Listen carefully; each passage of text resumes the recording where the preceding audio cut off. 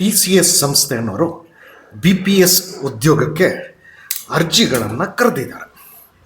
ಯಾರಿಂದ ಅರ್ಜಿ ಕರೆದಿದ್ದಾರೆ ಅಂದರೆ, ಆರ್ಟ್ಸು ಮತ್ತು ಕಾಮರ್ಸಲ್ಲಿ ಯಾರು 2025ಕ್ಕೆ ಅಂದರೆ ಮುಂದಿನ ವರ್ಷ ಪಾಸ್ ಆಗ್ತಾರೆ ಗ್ರ್ಯಾಜುಯೇಟ್ಸು, ಅವರಿಂದ ಅರ್ಜಿಯನ್ನು ಕರೆದಿದ್ದಾರೆ.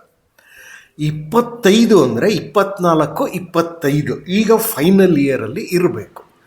ಇಂತಹ ವಿದ್ಯಾರ್ಥಿಗಳು ಆರ್ಟ್ಸ್ ಮತ್ತು ಕಾಮರ್ಸ್ನಲ್ಲಿರುವಂಥ ವಿದ್ಯಾರ್ಥಿಗಳಿಂದ ಅರ್ಜಿ ಕರೆದಿದ್ದಾರೆ. ನಾನು ನಿಮ್ಮ ಹತ್ರ ರಿಕ್ವೆಸ್ಟ್ ಮಾಡೋದು ಇಷ್ಟೇ, ಉದ್ಯೋಗಕ್ಕೆ ಸಂಬಂಧಪಟ್ಟಿರುವಂತಹ ಈ ವಿಡಿಯೋನ ಕಡೆಯವರೆಗೂ ನೋಡಿ ಅಂತ ಹೇಳಿ. ಇನ್ನು ಇದರಲ್ಲಿ ಎಲಿಜಿಬಿಲಿಟಿ ಕ್ರೈಟೀರಿಯಾಗೆ ಬರೋಣ. ಈ ಎಲಿಜಿಬಿಲಿಟಿ ಕ್ರೈಟೀರಿಯಾ ಅಂತಂದರೆ ಅರ್ಹರು ಯಾರ್ಯಾರು ಅಂತ. BCom, BA, BAF, BBI, BBA, BBM, BMS ಹಾಗೂ BSc ಕೂಡ.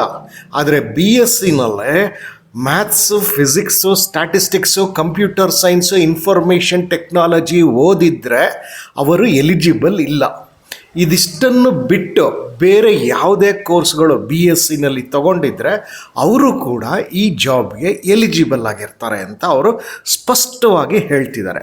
ಒನ್ಸ್ ಅಗೈನ್, ಈಗ ಫೈನಲ್ ಇಯರಲ್ಲಿರೋ ಸ್ಟೂಡೆಂಟ್ಸ್ಗಳಿಗೆ ಈ ಅವಕಾಶ.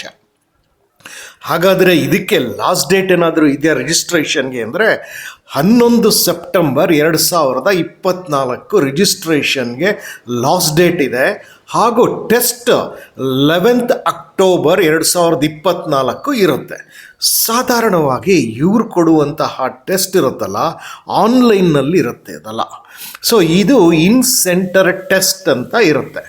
ಹಾಗಾಗಿ ಇವ್ರದ್ದು ಎಲ್ಲೆಲ್ಲಿ ಹೇಳ್ತಾರೆ ಅಲ್ಲಿಗೆ ಹೋಗಬೇಕಾಗತ್ತೆ ನೀವು ನಿಮ್ಮ ಒಂದು ಟೆಸ್ಟ್ ತಗೊಳ್ಳೋದಕ್ಕೆ.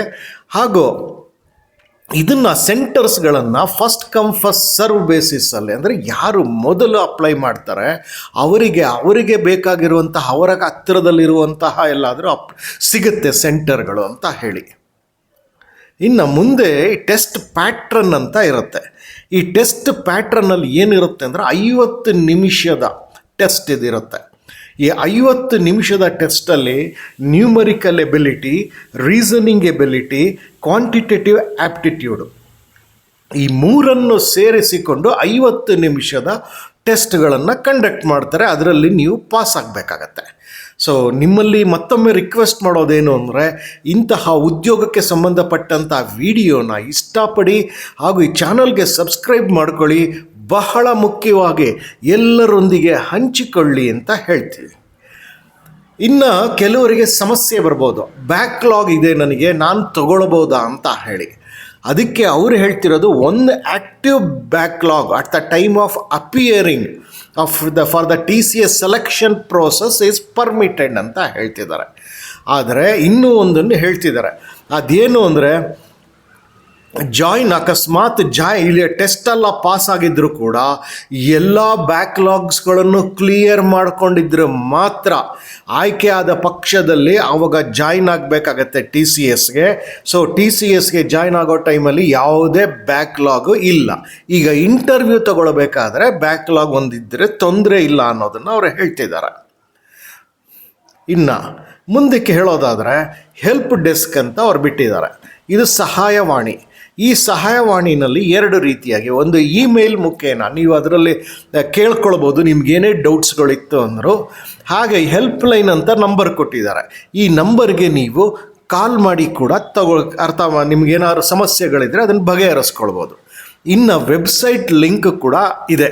ಅದು ನಿಮಗೆ ಬಹಳ ಮುಖ್ಯ ಇದೆ, ವೆಬ್ಸೈಟ್ ಲಿಂಕು. ಅದರ ಮುಖೇನವೇ ನೀವು ಅದನ್ನೆಲ್ಲ ಅರ್ಥ ಮಾಡ್ಕೊಳ್ಳೋದು, ಅದರ ಮುಖೇನವೇ ನೀವು ಅಪ್ಲಿಕೇಶನ್ ಹಾಕೋದಕ್ಕೆ ಸಾಧ್ಯ ಇದೆ.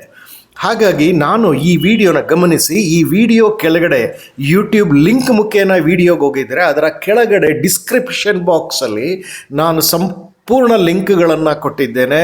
ನೀವು ಮಾಡಬೇಕಾಗಿರೋದಿಷ್ಟೇ, ಈ ವಿಡಿಯೋ ಸಂಪೂರ್ಣ ನೋಡಿದ ನಂತರ ನೀವು ಡಿಸ್ಕ್ರಿಪ್ಷನ್ ಬಾಕ್ಸ್ಗೆ ಹೋಗಿ ಅಲ್ಲಿ ನೀವು ಈ ವೆಬ್ಸೈಟ್ ಲಿಂಕ್ಗಳನ್ನು ಕೊಟ್ಟಿದ್ದೇನೆ, ಅದನ್ನು ಓಪನ್ ಮಾಡಿ ನೋಡಿ, ಅಪ್ಲೈ ಮಾಡಿ. Final year students, arts, commerce, even ಸೈನ್ಸಲ್ಲೂ ಒಂದು ಭಾಗ ಅಂದರೆ ನಾನ್ ಮ್ಯಾಥಮೆಟಿಕಲ್, ನಾನ್ ಫಿಸಿಕಲ್ ಸೈನ್ಸ್ನವ್ರಿಗೆ ಅವಕಾಶಗಳನ್ನು ಕಲ್ಪಿಸಿದ್ದಾರೆ. ಮ್ಯಾನೇಜ್ಮೆಂಟ್ನ ಹುಡುಗರಿಗೆ ಅವಕಾಶಗಳನ್ನು ಕಲ್ಪಿಸಿದ್ದಾರೆ. ಸೊ ಎಲ್ಲ ವಿದ್ಯಾರ್ಥಿಗಳು, ವಿಶೇಷವಾಗಿ ಕರ್ನಾಟಕದಲ್ಲಿರುವಂಥವರು ಅಪ್ಲೈ ಮಾಡಿ. ಇದಕ್ಕೆ ಯಾವುದೇ ಹಣಕಾಸು ಇಲ್ಲ ಅಂತ ಅಲ್ಲಿಗೆ ಗೊತ್ತಾಗ್ತಾ ಇದೆ. ಹಾಗಾಗಿ ಉಚಿತವಾಗಿರುತ್ತೆ, ಟೆಸ್ಟ್ ತಗೊಳ್ಳಿ. ಒಳ್ಳೆಯದಾಗಲಿ. ನಮಸ್ಕಾರ. ನಿಮಗೆ ಈ ವಿಡಿಯೋ ಇಷ್ಟ ಆಗಿದ್ದರೆ ಲೈಕ್ ಮಾಡಿ, ಚಾನಲ್ನ ಸಬ್ಸ್ಕ್ರೈಬ್ ಮಾಡ್ಕೊಳ್ಳಿ, ನೋಟಿಫಿಕೇಷನ್ ಬೆಲ್ ಒತ್ತಿ, ಹಾಗೂ ಬಹಳ ಮುಖ್ಯವಾಗಿ ಇತರರೊಂದಿಗೆ ಹಂಚಿಕೊಳ್ಳಿ. ಎಲ್ಲರಿಗೂ ಶುಭವಾಗಲಿ. ನಮಸ್ಕಾರ.